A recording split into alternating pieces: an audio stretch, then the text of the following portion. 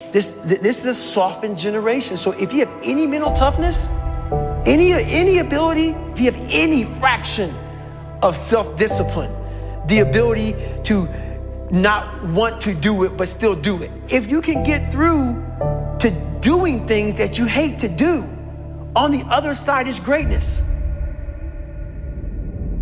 What is it with our society?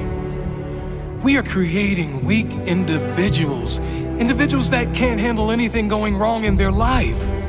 As soon as something goes wrong, they are given a prescription, not to fix the problem, to mask the problem. How about giving strategies to strengthen the mind? How about saying, okay, you've allowed your life to get to this point. Now take responsibility and dive deep into personal development. Learn why you feel this way, not because of the event. The scientific facts about why you feel the way you do and what you can do to strengthen it.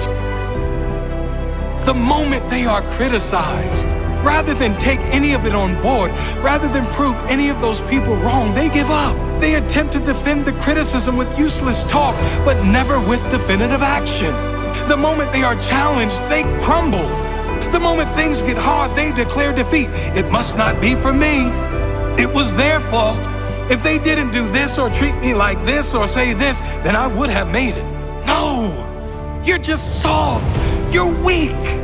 Tell yourself the truth.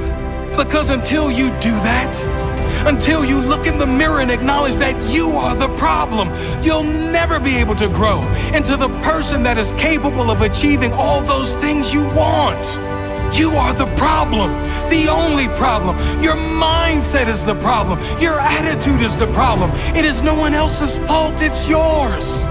If you want the good news, you are also the solution. You and only you. If you have character, that statement will change your life. If you have no character, you'll remain an average complaining hater like most other people. You are your only problem, and you are the only solution. Sure, big things happen, tragic loss, things which no one would deserve. I'm not talking about those things. I'm talking about the people who are one job loss away from a breakdown. One relationship breakup away from depression. One argument ruins their entire week. Come on, people. This is not how to live. Even with the big stuff, if you have perspective, if you know who you are, if you really appreciate everything you do have and believe everything is as it should be, all of those big things can be handled much better. Knowing your loved one would want you to be happy and move on. Knowing that living in pain and holding on to resentment is letting that person who did you wrong win.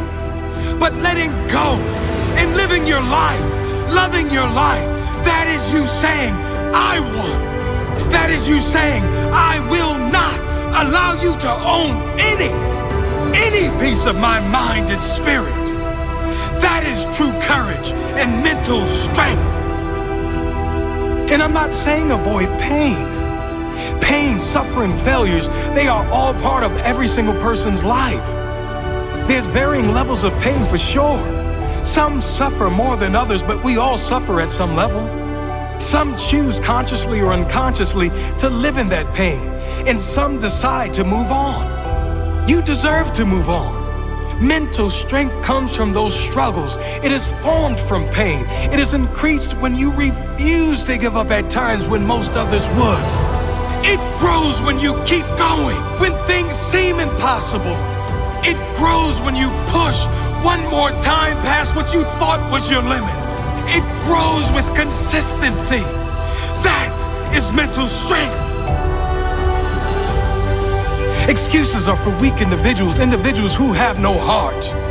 Take responsibility for where you are now and commit to do something, anything, whatever it takes to make sure your future is better. You do have the choice.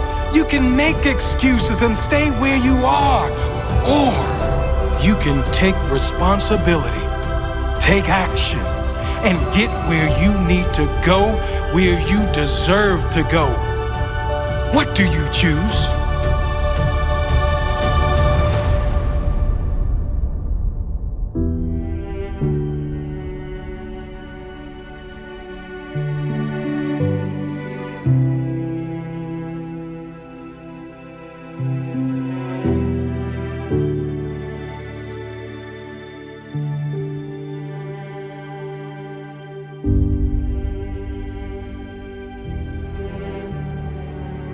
dance around the truth, by finding the right words so I don't hurt you because you have thin skin.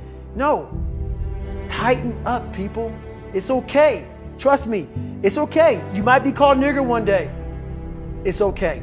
You might be called some Jewish word or some faggot or gay word. It's okay.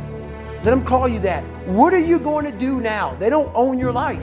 How are you going to control that now? How are you going to flip it upside down and say, Roger that, now I'm going to harness this shit?